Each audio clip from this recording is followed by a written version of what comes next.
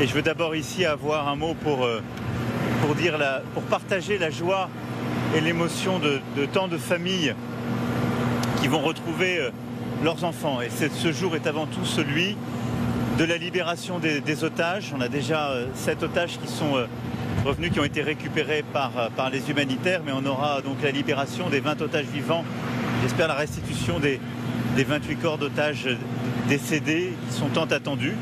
C'est aussi la consécration du cessez-le-feu qui permet en effet le retour de la paix, l'arrêt des combats dans Gaza et qui va permettre le retour des opérations humanitaires. Et je veux partager cette joie, cette émotion aujourd'hui avec à la fois le peuple israélien et le peuple palestinien et remercier les négociateurs qui ont permis cela, l'Égypte qui nous accueille aujourd'hui pour ce sommet, les États-Unis d'Amérique, le Qatar et la Turquie, et qui ont permis de finaliser ces échanges entre le gouvernement israélien et le Hamas.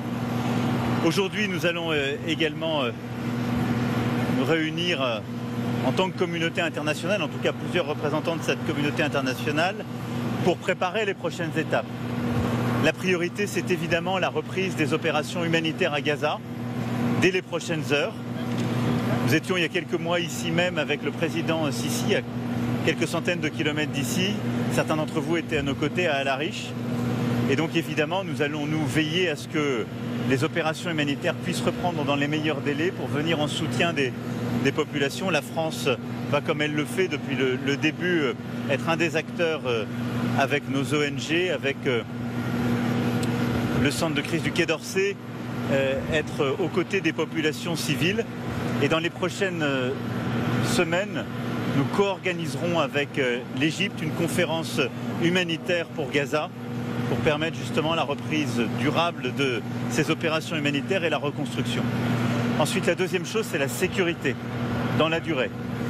Et vous savez que c'était un des points clés là aussi du plan de paix franco-saoudien que nous avons endossé il y a quelques semaines et qui a fait l'objet de la déclaration de New York puis de la conférence que nous avons organisée avec l'Arabie Saoudite, qui a été soutenue par 142 États de la communauté internationale. C'est de nous assurer qu'il y a un cadre qui permet la restauration de la sécurité. Et donc on va œuvrer avec les États-Unis d'Amérique, avec les pays de la région, pays européens donc et arabes, à ce qu'il y ait ce cadre qui permet une force internationale de stabilisation et qui permet de donner un cadre en soutien donc justement du cadre administratif qui sera donné pour Gaza. D'abord d'accélérer les opérations de formation des forces de sécurité, mais de déployer aussi des forces internationales et de donner un cadre à la démobilisation et démilitarisation du Hamas. Et enfin, c'est évidemment tous les travaux sur la gouvernance qui vont être travaillés. On l'a fait il y a quelques jours au Quai d'Orsay en réunissant les ministres de ce qu'on appelle le quintet arabe et les principaux ministres européens et alliés. C'est de nous assurer qu'on a un cadre de gouvernance qui permet aux Palestiniens d'avoir leur part dans la gouvernance de Gaza, mais qui aussi assure la perspective politique pour le jour d'après, qui est un point clé, qui était au cœur de l'initiative et du plan de paix franco-saoudien. C'est de faire le lien entre Gaza et la Cisjordanie, qu'il ne faut pas oublier en cette journée, et de nous assurer qu'il y a un chemin pour permettre justement les deux États, qui est la seule perspective politique qui permet véritablement une paix durable. Donc voilà ce que nous allons travailler. J'aurai en particulier l'occasion d'échanger avec bilatéral le président Sisi, l'émir du Qatar, mais également avec le président Abbas, qui est là aujourd'hui invité et que je retrouverai dans quelques instants après vous avoir vu. Dans l'invitation faite un peu de dernière minute à Mahmoud Abbas de venir par Donald Trump. Et deuxièmement, est-ce que dans le cadre de cette force internationale de stabilisation, la France serait prête à envoyer des troupes? D'abord, je pense que c'est un très bon signal qui est envoyé en invitant le président Abbas. C'est la reconnaissance du rôle de l'autorité palestinienne comme instance légitime. C'est pour moi le signe clair d'abord d'une volonté d'impliquer l'autorité palestinienne dans la gouvernance de Gaza le jour d'après. Et c'est la reconnaissance du fait que la paix durable n'est possible que si on donne aux Palestiniennes, aux Palestiniens leur place. Ensuite, nous savons tous que cela suppose une réforme en profondeur de l'autorité palestinienne. Ça fait partie d'ailleurs des exigences du plan franco-saoudien, mais aussi des engagements pris par le président Abbas dès le mois de juin dernier et qui ont commencé avec un vice-président, la réforme des programmes scolaires et toutes les réformes qui ont déjà été engagées. Je le vois comme un signe très positif, mais maintenant ça va être notre constance dans la durée, notre exigence, mais notre capacité à engager toutes les parties prenantes. Donc voilà, si je puis dire, cette phase du travail commence et elle est très importante. Ensuite, nous allons œuvrer diplomatiquement à New York pour bâtir le cadre international de cette force. La France est prête et a commencé les travaux de planification et nous sommes prêts à le faire. Et je pense que notre rôle est beaucoup plus légitime dans la planification, la consolidation diplomatique, la formation. Sur le déploiement des forces, je crois que le consensus se joue pour qu'il y ait surtout des forces régionales et peut-être des contributions de certains pays comme l'Indonésie ou d'autres qui ont rappelé leur volonté d'abord d'avoir un cadre international.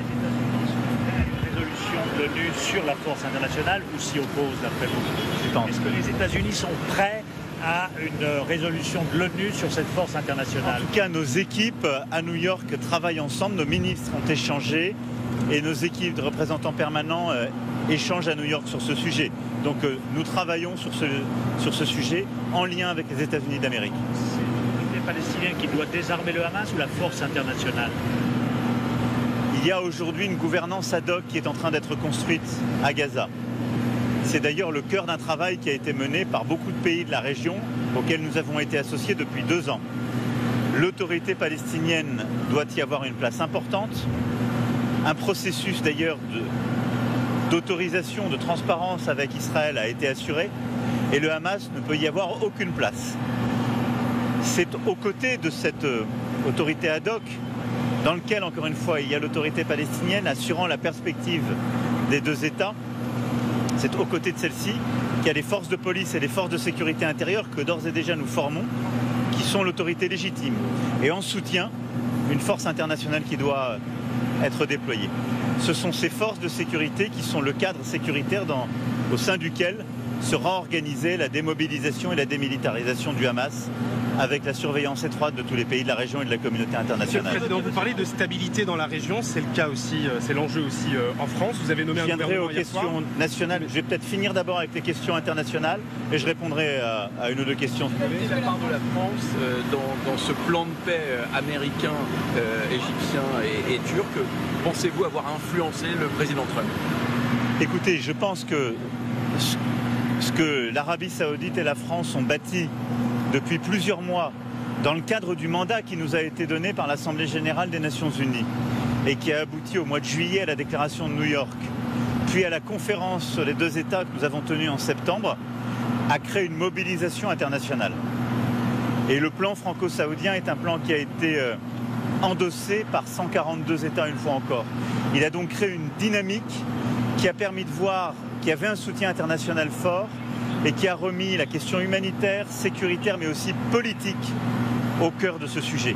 Et qui, je pense, a permis de voir qu'il y avait une majorité des États du monde qui considéraient que la sécurité et la stabilité de tous dans la région n'étaient pas possibles sans perspective politique. Ça a été la contribution que nous avons apportée dans le rôle qui est le nôtre, en lien avec les États de la région. Et moi, ce qui m'importe, c'est surtout que nous n'ayons jamais perdu le fil avec tous les États de la région et qu'il y ait, avec tous les États arabes et les États européens, cette capacité à avancer ensemble. Je crois qu'elle a été considérée, vue et qu'elle a nourri le plan américain et c'est une très bonne chose. Voilà. Et donc ça s'est fait, je l'espère, en influence mutuelle. Ce qui m'importe, c'est le résultat. Le résultat d'aujourd'hui est bon. Le résultat d'aujourd'hui est très important et il est émouvant pour nous tous. Le cessez-le-feu et la libération des otages. Mais il faut avoir l'humilité de voir que tous ensemble, on a encore beaucoup de chemin et on va s'y atteler. Monsieur le Président, parmi les inquiétudes des Israéliens, celle de voir des combattants du Hamas infiltrer les forces qui seront mobilisées et qui seront formées côté palestinien. Quelle garantie pouvez-vous leur donner aujourd'hui? Écoutez, ces inquiétudes sont toujours très légitimes après ce qu'a vécu Israël le 7 octobre 2023. Et donc c'est aussi pour ça qu'il y a un travail très étroit qui est fait avec Israël, à la fois sur les sujets de gouvernance, mais aussi sur les forces. Aujourd'hui, je rappelle qu'il y a d'ores et déjà des formations qui sont faites, des forces de sécurité, qu'à chaque fois elles sont faites en transparence avec une association des forces israéliennes, que ce soit d'ailleurs en Cisjordanie comme à Gaza. Et donc c'est ce processus qui va continuer pour donner la pleine visibilité aux Israéliens sur leur sécurité et éviter de tels mécanismes. Et ça, c'est aujourd'hui ce qui est fait par tous les formateurs, dans les plans qui existent déjà et que nous allons monter en puissance.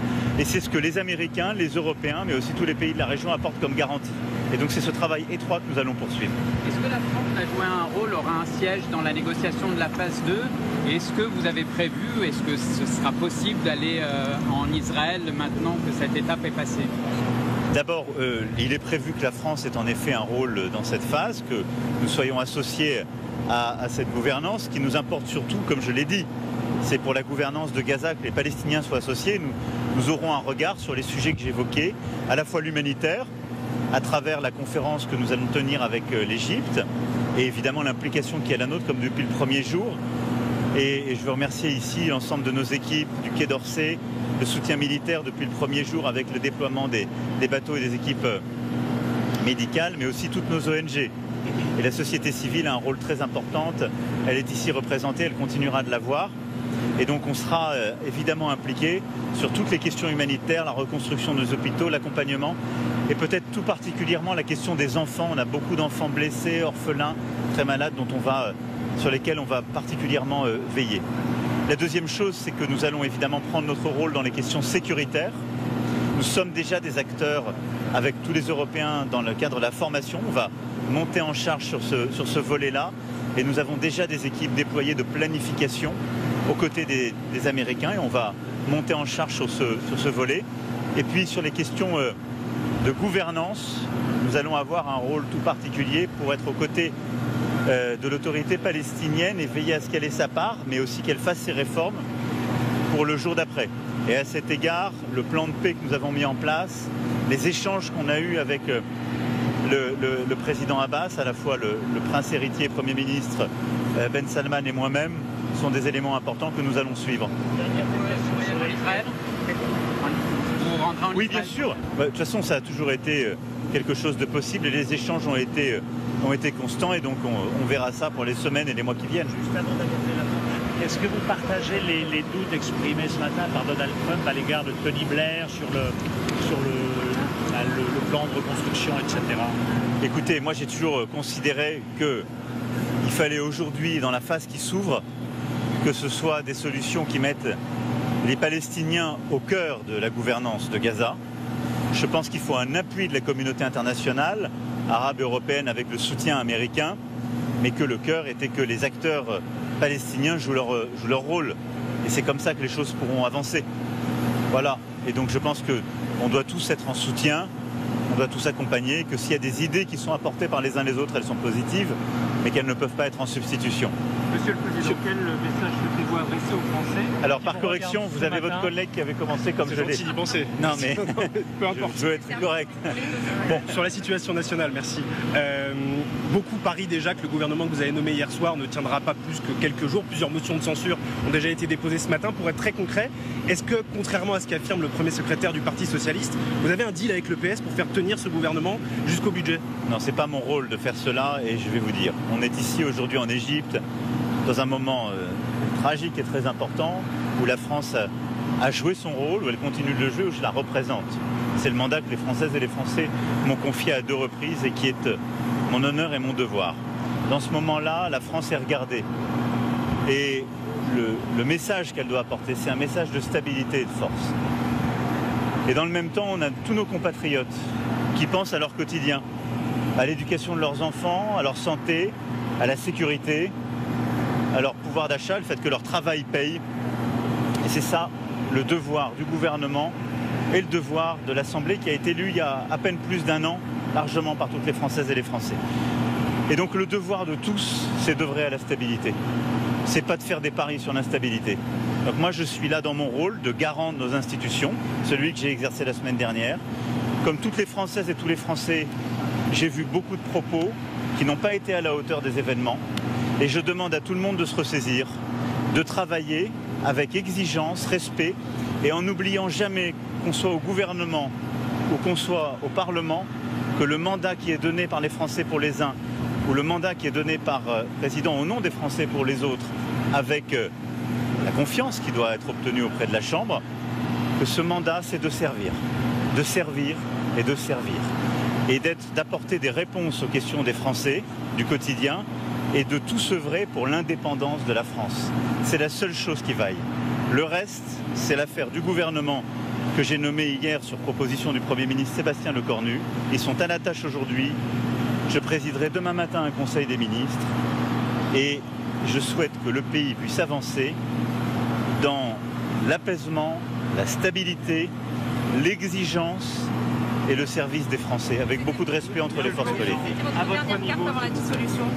Je ne fais encore une fois aucun pari et je trouve que beaucoup de tous ceux qui ont nourri la division, les spéculations n'ont pas été au niveau du moment que vit la France et de ce qu'attendent les Français. Les Français, ils veulent du calme, ils veulent de la dignité et ils veulent qu'on travaille à leur service. C'est la seule chose qui m'attend. Merci beaucoup. Je crois que là, aujourd'hui, les forces politiques qui ont décidé la censure de François Bayrou et les forces politiques qui ont joué la déstabilisation de Sébastien Lecornu sont les seuls responsables de ce désordre.